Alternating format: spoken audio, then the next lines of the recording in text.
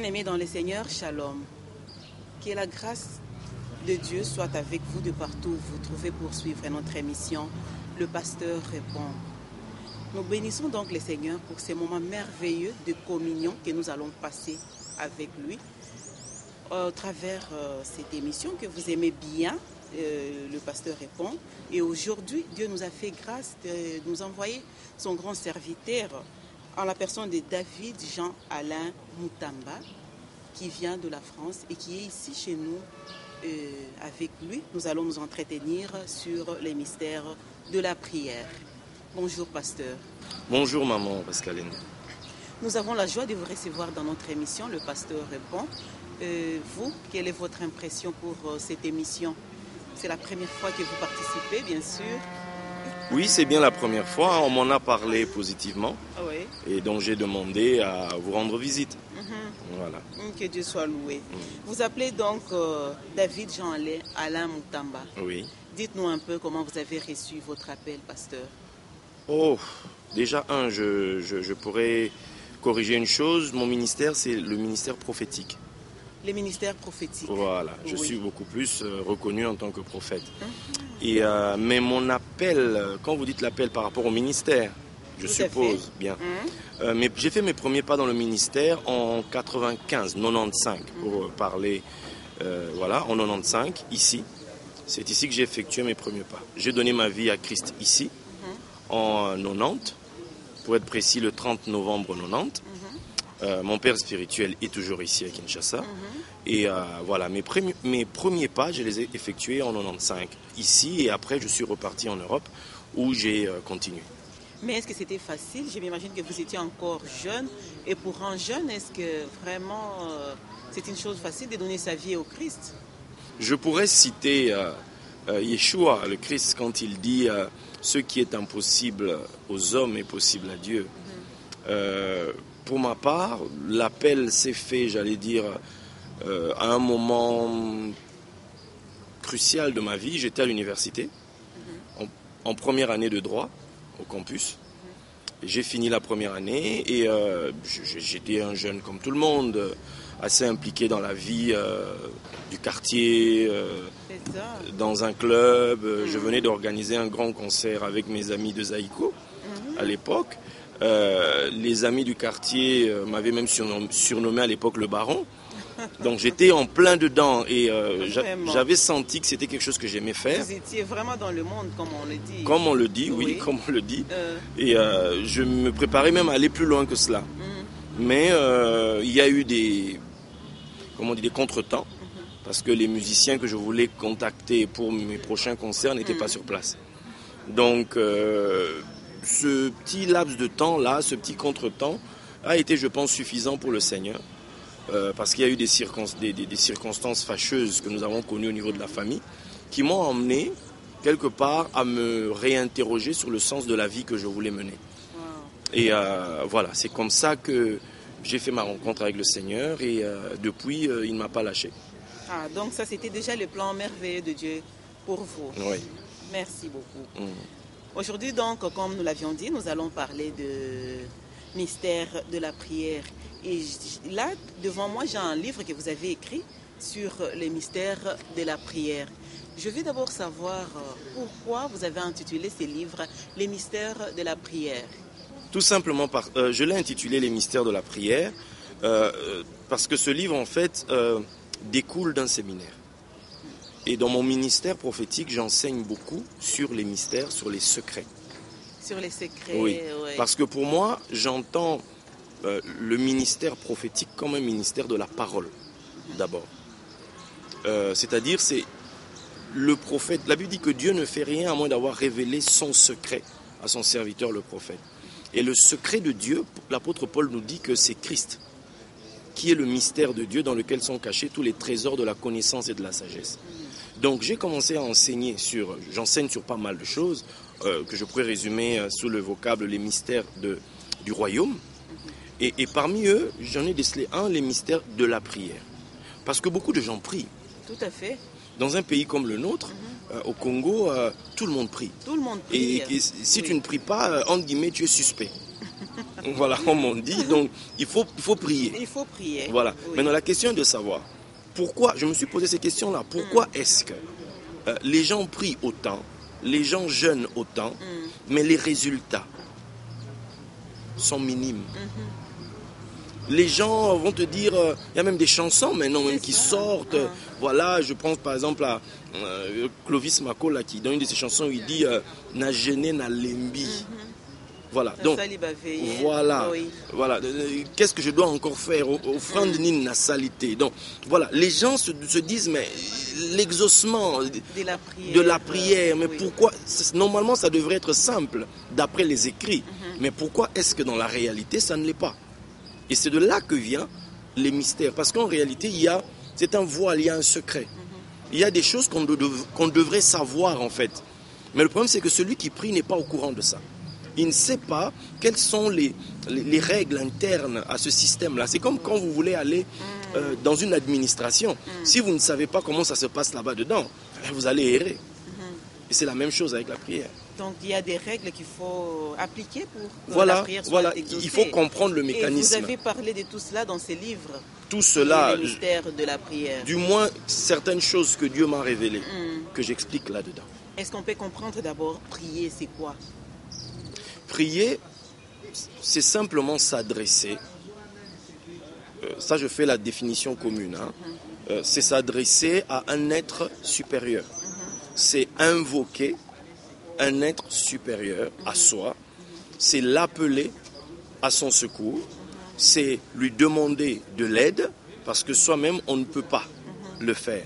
Donc, à la base, la Bible nous demande d'ailleurs, faites connaître vos besoins au travers des prières, des supplications, des actions de grâce. Donc, au travers de la prière, je viens vers quelqu'un qui, à mes yeux, a ce que moi, je n'ai pas. A cette capacité, a cette autorité, a cette force suffisante pour répondre à mon besoin, pour répondre à mon incapacité. Donc c'est ma manière à moi de demander du secours, de crier à l'aide. Donc c'est ça, prier. Dans sa définition simple. Maintenant, je pourrais vous dire que ça, je le réserve pour après, puisque j'aurai à expliquer certaines choses, je suppose. Tout à fait. Donc je préfère réserver l'autre définition pour cela. Mais sinon, c'est la chose simple que tout le monde devrait savoir. Nous prions parce que nous voulons entrer en communion avec Dieu. Tout à fait. Voilà. Oui, dans les livres que vous avez écrits, les mystères de la prière, je vois qu'il y a 5 parties. Et si nous pouvons d'abord parler, nous pouvons prendre la première partie qui parle de « Regarde-nous ». Oui. Oui. Est-ce que vous pouvez nous expliquer ce que vous avez écrit dans cette première partie? Regarde-nous, qui, comment, quoi? Vous m'avez demandé qu'est-ce que je dis dans ce premier, première partie, premier chapitre. Oui. Regarde-nous. Regarde-nous. En fait, cette phrase a été prononcée par l'apôtre Pierre. L'apôtre Pierre. Oui, dans le livre de Actes 3, on nous dit qu'à l'heure de la prière, Pierre et Jean montaient au temple. Et on nous dit qu'il y avait un mendiant paralytique assis à la porte de la belle. Et cet homme demandait l'aumône à tous ceux qui entraient dans le temple. Et quand Pierre et Jean sont arrivés, lui aussi les regardait en espérant qu'il allait recevoir. Il leur demandait. Et il attendait à ce qu'on lui donne quelque chose. Voilà. Oui. Et c'est là que Pierre lui dira, je n'ai ni or ni argent. Mais avant de lui dire, il va dire, regarde-nous. Et dans le grec, il y a une préposition qui dit, dans notre direction. Or, ça veut dire quoi? Ça veut dire quelque chose d'important. Oui. Cet homme les regardait attentivement, s'attendant à recevoir quelque chose. Or, il était sûr qu'il allait recevoir quelque chose. Oui, mais parce que c'était des hommes de Dieu, donc non, même pas. Oui. Cet homme n'attendait qu'on lui donne un peu d'argent. Voilà pourquoi l'homme va lui dire, Pierre lui dira, nous n'avons ni or ni argent, parce qu'il attendait ça. En fait, ce que je veux dire par là, c'est ceci, c'est que ce temple-là était le second temple qui avait été rebâti quand ils sont revenus de Babylone. Mais avant lui, il y avait le temple de Salomon qui avait été bâti là. Et Salomon, lorsqu'il a fait la dédicace, avait dit ceci: quand ils prieront, le regard tourné vers cette maison que j'ai bâtie en ton nom, exauce-les des cieux. Ça, c'est profond. Donc, quand ils prieront... le regard tourné vers ces temples. Oui, vers le temple. Exauce leurs prières. Exauce leurs prières. Cela veut dire que, parce que dans ce temple se trouvait quelque chose d'important, le nom de Dieu. Parce que Dieu, en réalité, le ciel et la terre ne peuvent le contenir. Mais plutôt, la création tout entière se cache dans Dieu. Voilà pourquoi les Juifs appellent Dieu le makom de la création, c'est-à-dire le lieu de toute la création. La création se trouve en Dieu. Bien. Maintenant, ce Dieu-là, que la création ne peut pas contenir, qu'est-ce qu'il fait? C'est comme vous, une maman. Vous portez l'enfant en vous. Mais quand vous l'enfantez, l'enfant est à l'extérieur. Mais vous ne pouvez pas habiter dans l'enfant. Pas du tout. Mais ce que vous pouvez faire, c'est prendre votre nom et le donner à l'enfant. Donc, ce qui fait que le temple transportait le nom de Dieu, transportait la manifestation de Dieu, transportait la puissance de Dieu. À l'intérieur se trouvait une lumière, une manifestation de Dieu. Maintenant, à l'heure de la prière, on demandait aux Juifs de prier en regardant vers l'endroit où se trouve le nom. Voilà pourquoi dans Psaume 20, on dira par exemple que le Dieu d'Israël, que du sanctuaire, il t'exauce. C'est-à-dire que l'exaucement part du temple. Là, c'était sous la loi. Oui, si vous voulez, si vous voulez. Parce qu'aujourd'hui, ça ne se fait plus. Oui, parce que la loi, comme vous dites, l'ancienne alliance, la loi, c'est les 5 livres de Moïse, la Torah. Après, vous avez les prophètes, après, vous avez les autres écrits. Bien. Maintenant, là, quelque chose se passe, c'est que la loi contient l'ombre, c'est l'ombre des choses à venir. La réalité de ce que la loi dit là, se trouve en Christ. D'où cette réalité-là du temple, où elle se retrouve?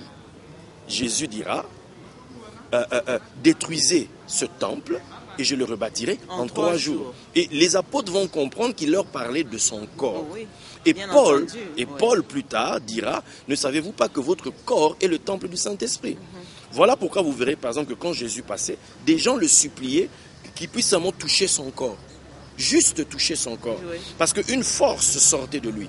Parce qu'il avait conscience que son corps était le temple de Dieu. Et en lui, il y avait une réalité qu'il n'y avait pas dans d'autres corps.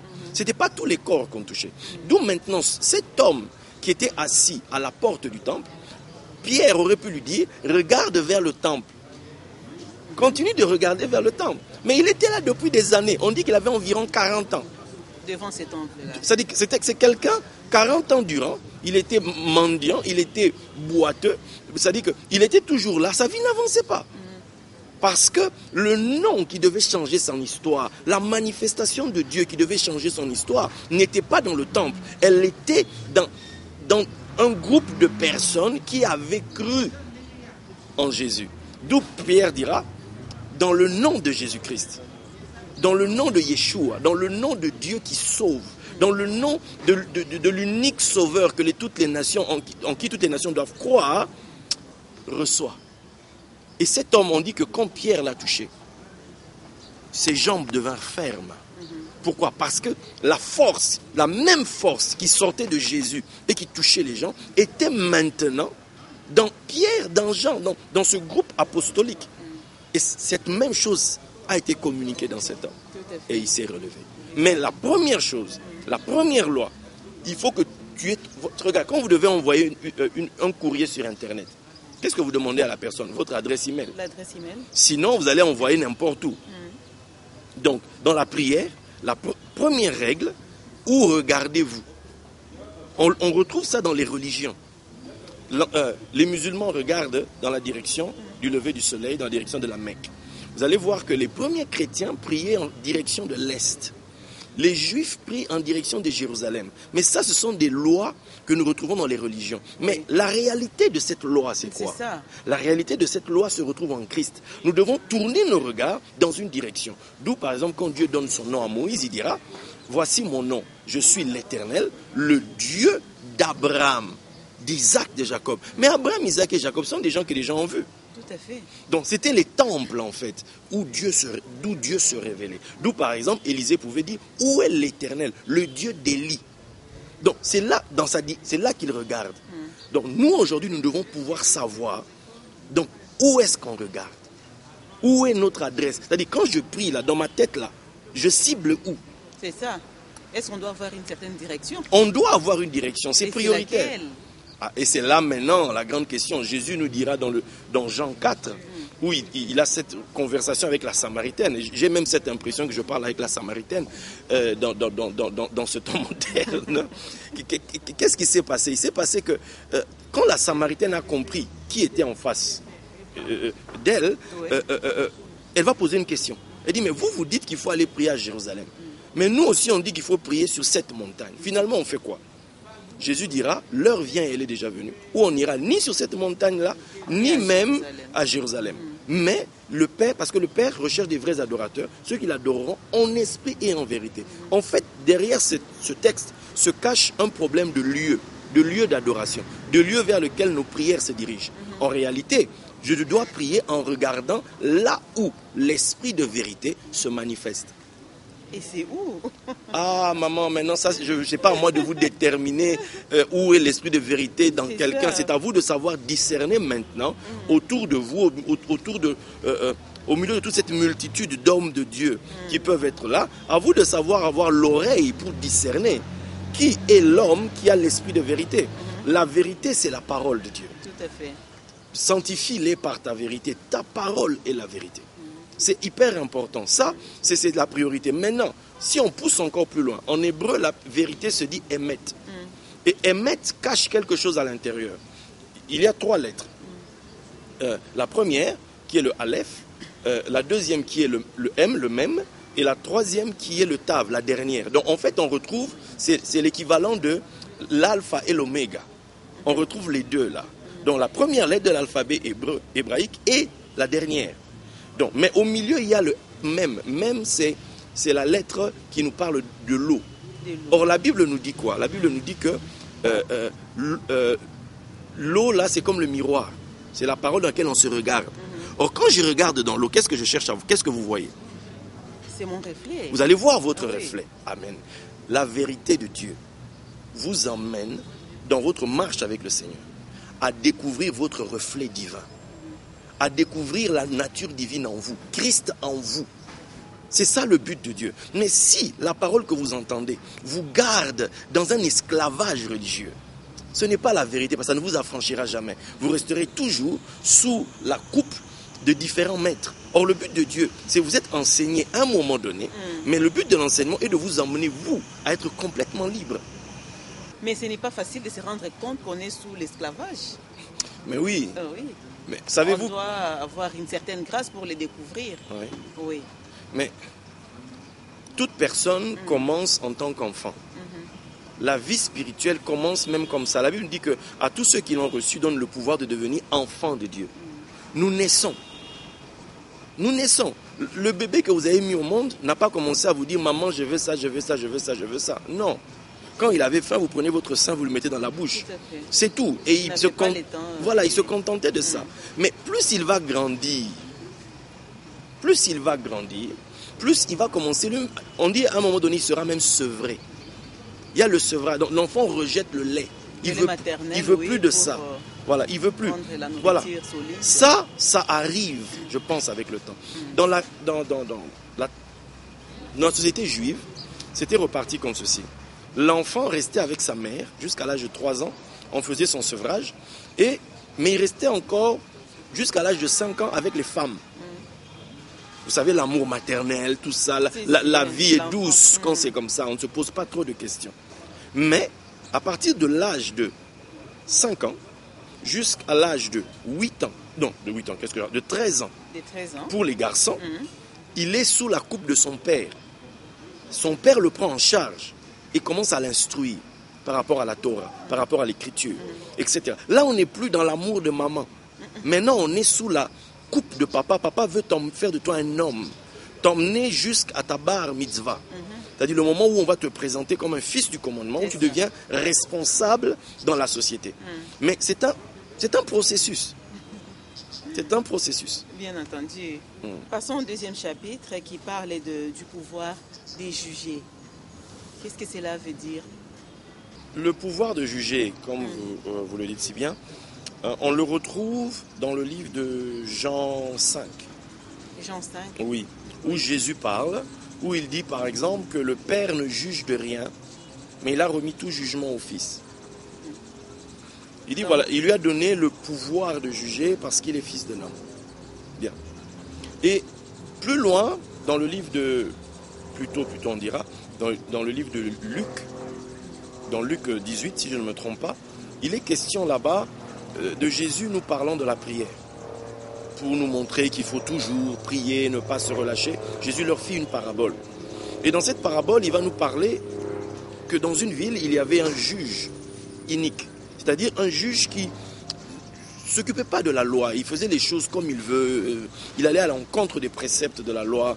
Voilà, il ne s'en occupait pas. Et une veuve qui était là à le harceler tous les jours pour ses problèmes. Maintenant, la question est celle-ci. Pourquoi pour nous parler de prière? Pourquoi pour nous inciter à prier et ne jamais nous relâcher? Jésus nous entraîne-t-il dans un tribunal? Pour une raison qui est celle-ci. En hébreu, la prière se dit tefila. C'est la définition que je voulais donner tout à l'heure. Oui. La prière se dit tefila. C'est un mot dont la racine, dont la base, c'est un verbe qui est le mot palal. Et palal signifie juger, arbitrer, décider, intercéder, prier. Donc, derrière la prière, se cache en réalité un juge. C'est-à-dire que quand je me mets à prier, je me présente en face d'un juge. Oui. Mais ce juge-là doit pouvoir peser la prière. Peser ma prière. Oui. D'où la Bible dira dans Ecclésiaste que pour toute chose, pour tout désir, il y a un temps et un jugement. Donc, quand j'émets un désir, là je ne vous parle pas seulement du fait que voilà... parce que dans la prière, il y a deux dimensions, comme je le dis. Il y a la dimension de la prière pour être secouru. J'ai un problème, je suis dos au mur, je suis malade. Oui. Bref, je suis dans un trou, je tends la main, voilà. Ça, c'est différent. Mais il y a aussi l'autre prière. Parce que tout le monde n'a pas forcément des problèmes pour dire que je vais commencer à... Non. Quoi que l'on dise, invoque-moi au jour de la détresse. C'est la priorité, c'est la base. Mais après cela, il y a aussi la prière dite constructive. C'est-à-dire quand je veux construire, je veux bâtir, je veux me marier, je veux faire des choses constructives, je veux m'élargir, bref. Là, quand vous émettez un désir, on dit tout est possible à celui qui croit. Donc, quelle que soit la chose que je demande, donc voilà, n'alignez loco, je veux quelque chose. Bon, mais tu n'es pas le seul à vouloir. C'est tout le monde qui a une... Tout le monde. C'est ça. L'exemple. Des fois, on se demande, Dieu va exaucer qui? L'exemple que je donne souvent, c'est celui-ci. Vous avez un frère qui il a une belle voiture, comme je vois ici aujourd'hui, des Prado, des 4x4, etc. Il a sa belle voiture. Et le matin, avant d'aller au culte ou d'aller au travail, il prie. Et il dit à Dieu, il réclame la promesse qui dit, tu béniras mon départ et mon arrivée. Seigneur, tu es avec moi, que mille tombent à mon côté, 10 000 à ma droite, moi je ne serai pas atteint. Bref, il fait toute sa prière. Tout ça pour dire quoi? C'est-à-dire que Dieu garde-moi sur la route. Maintenant, de l'autre côté de la rue, il y a un frère qui prie dans une autre église, qui lui est mécanicien. Il a son garage. Les enfants, la veille, sont venus dire, papa, le Minerval, si demain on ne paye pas, on nous chasse. Donc, c'est le dernier jour. Lui aussi, il est homme responsable. Il sait qu'il y a Dieu qui peut m'aider. Oui. Il a la foi, il croit en Dieu, donc il se met à prier. Seigneur, donne-moi des clients. Il demande des clients. Des clients, oui. Mais c'est quoi les clients, concrètement? C'est des voitures en panne. Ah, bien sûr. C'est des voitures en panne, c'est des voitures... les véhicules tombent en panne, voilà. Pour qu'ils puissent avoir des clients. Bon, maintenant, les deux prières-là montent devant Jésus qui est le juge des vivants et des morts. Les deux-là sont chrétiens. Jésus fait quoi? Est-ce que toi, tu vas accepter que ta voiture tombe en panne pour satisfaire? Parce que moi, j'ai prié le matin pour que je parte, je rentre bien. Bon, maintenant, le Seigneur fait quoi? Il fait quoi? On se demande. Vous avez un frère qui est médecin. Il a sa polyclinique, il a sa clinique. Il demande parce qu'il va dans l'église. Il veut aussi donner ses dîmes. Quand on fait des appels, il veut soutenir l'œuvre de Dieu. Mais pour ça, il faut qu'il ait de l'argent. Mais cet argent-là, il aura comment? Si les malades ne viennent pas se faire soigner. Donc il faut que des gens tombent malades pour que le médecin ait de l'argent pour payer. Oui. Bon, maintenant, toi, Seigneur, par tes maîtres aussi, je suis guéri. Oui, esprit de malaria, ou quoi, tu chasses tout ça là. Bon, maintenant, le Seigneur, il fait quoi? C'est ça. Il fait quoi, le Seigneur? Oui. Donc, derrière la prière, se cache en réalité, il y a un, comment j'appelle ça? J'en parle plus loin dans le livre, d'une balance. Le Seigneur a une balance. A une balance, c'est-à-dire que c'est comme avec l'équilibre. C'est-à-dire que quand tu demandes des choses, on va te tester, on va te faire passer. C'est-à-dire que tu dois, comme qui dirait, payer le prix de la chose.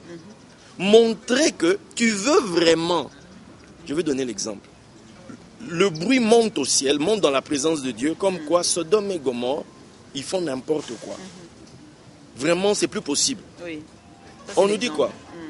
On dit que Dieu est descendu pour voir si ce qu'il entend est vrai.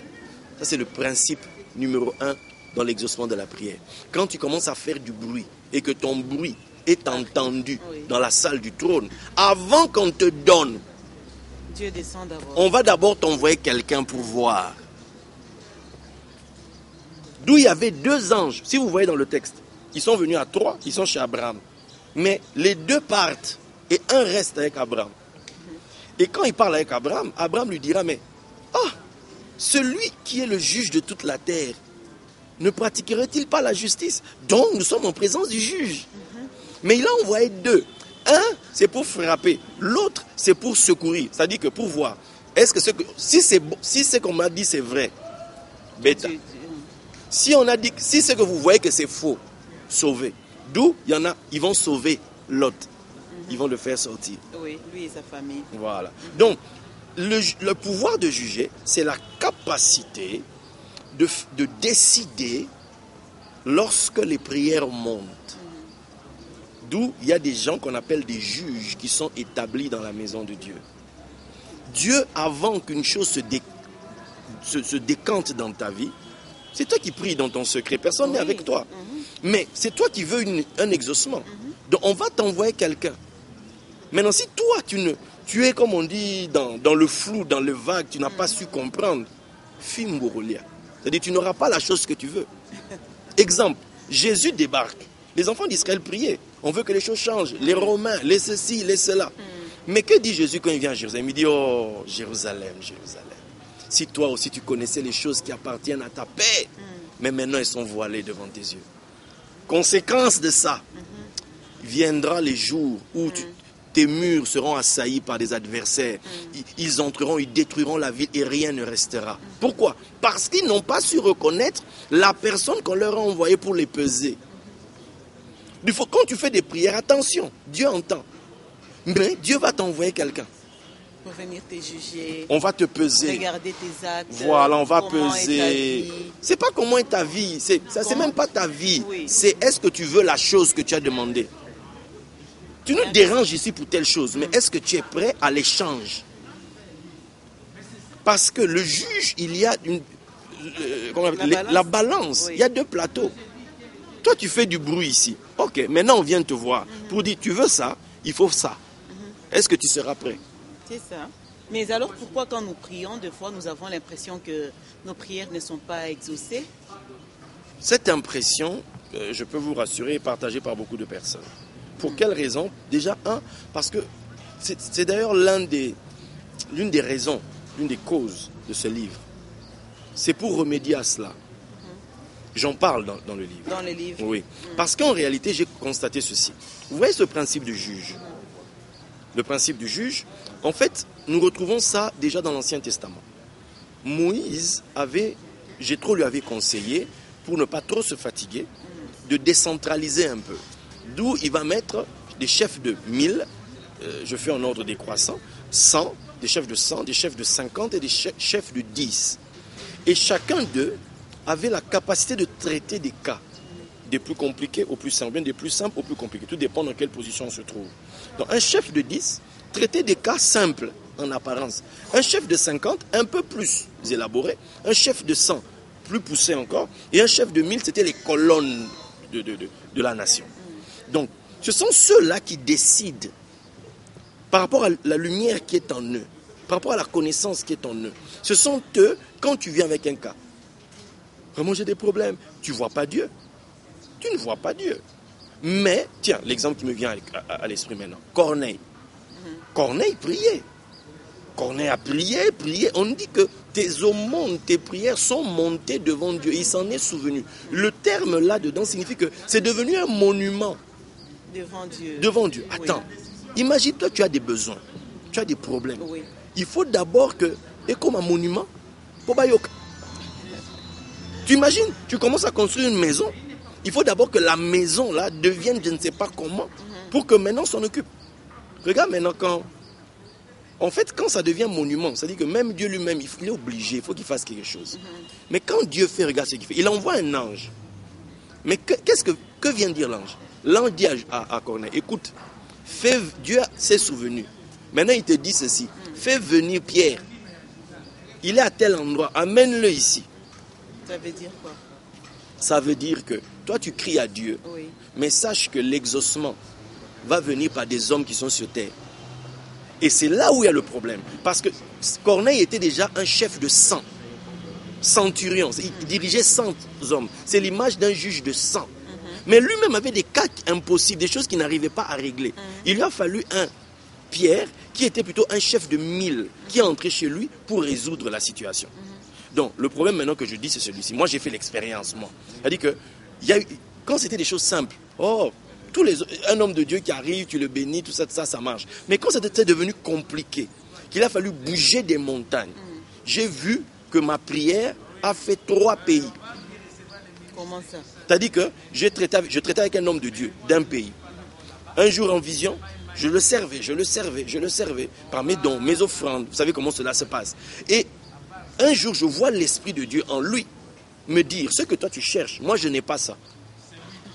Mais ce que tu cherches, regarde vers lui là-bas. J'ai vu un autre homme de Dieu, mais d'un autre pays. Je suis entré en relation avec lui.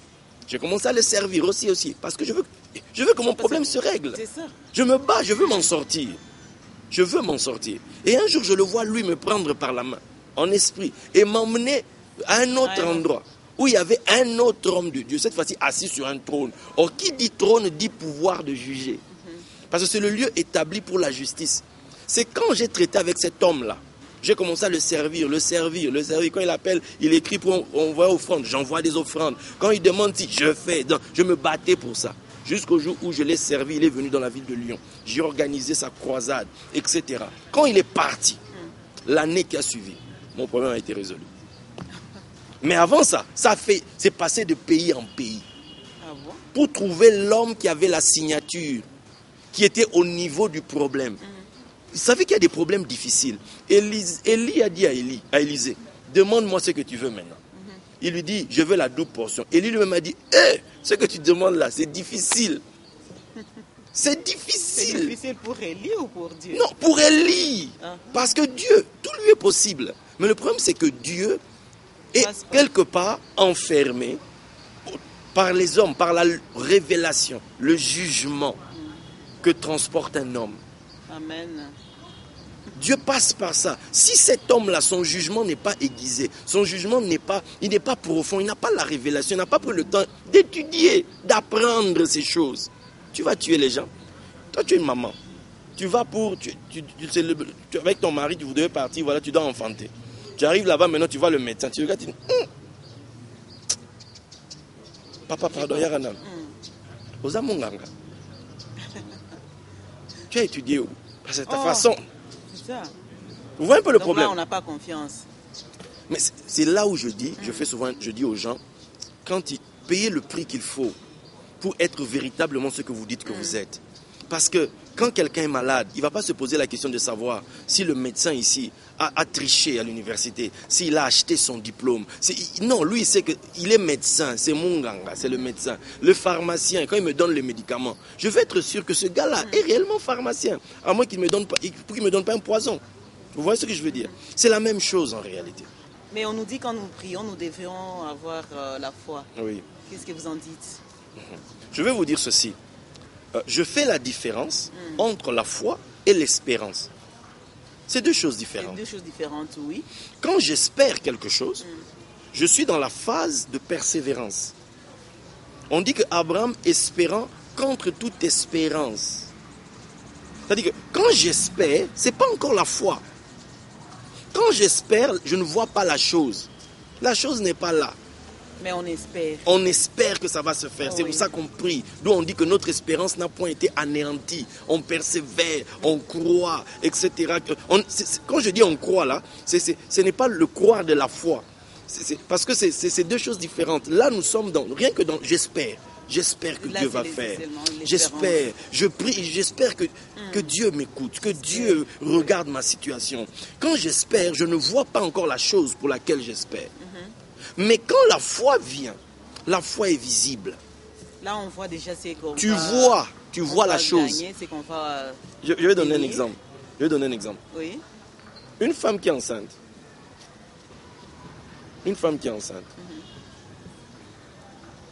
Au jour d'aujourd'hui, c'est vrai avec les échographies, c'est différent de ça. Quelqu'un espère avoir un enfant un jour. Mais même quand elle est enceinte, elle espère encore parce qu'elle se dit, tant que je ne l'ai pas vu, tant que je ne l'ai pas touché dans mes mains, n'importe quoi peut arriver. Je peux faire une fausse couche, je peux avorter. Bref, il peut arriver pas. Toujours une certaine peur. Il y a une peur. Quand la peur est là, la foi n'est pas là. La foi, c'est la ferme assurance, c'est la substance des choses qu'on espère, la démonstration de celles qu'on ne voit pas. C'est-à-dire, ce que je ne vois pas, quand je vous disais, ouais, c'est pour cet enfant que je priais. Anne, qui parle au sacrificateur, quand elle revient avec ça, elle me dit, c'est pour cet enfant que j'ai prié. Voilà. Quand je priais ici, j'espérais. L'enfant là, voici la foi. L'enfant que vous voyez, que vous touchez, c'est ça la foi. Et nous, quand nous prions, nous devrions voir la foi ou l'espérance? Non, l'espérance, c'est ce qui fait monter votre désir. Ça sort de vous. Mais la foi ne vient pas de vous. La foi vient de la parole de Dieu. La parole de Christ. Comment ça s'appelle? Anne, puisque je parlais d'elle. Anne a reçu la foi le jour où l'homme était en contact avec le souverain sacrificateur de son époque, le juge de son époque, Élie, qui a dit que le Dieu d'Israël exauce ta prière. On dit son visage ne fut plus le même. Quelque chose s'est passé en elle. Pourquoi? Parce qu'elle venait de recevoir la semence incorruptible. Elle venait de recevoir la parole divine qui était maintenant la puissance en elle. Parce que quand la foi entre en vous, la foi est une puissance. La foi est puissante. La foi transforme le faible en puissant. La foi vous donne de faire des choses. La foi vous donne de démontrer des choses. Mais cela, ce n'est pas l'espérance. La foi est divine. C'est Dieu en vous. La foi, c'est quand vous montrez aux gens, regardez, c'est ça. C'est-à-dire que les gens disent, hé, Nzamba Sali Bandeko. C'est là où vous avez la fierté, vous avez une couronne sur votre tête. Ça, c'est la foi. Ça, c'est la foi. Maintenant, quand je prie avec foi, c'est-à-dire que je prie parce que j'ai déjà reçu cette parole-là. Ce n'est pas ce que je lis. La foi ne vient pas de ce que vous lisez. La foi vient de ce que le juge a dit. Vous avez rencontré l'homme de Dieu a dit quoi? La foi vient de ça. Oui, le juste et juge, c'est le thème du troisième partie. Oui. Qu'est-ce que vous avez dit dans ça? Dans cette troisième partie? Bien. Dans cette troisième partie,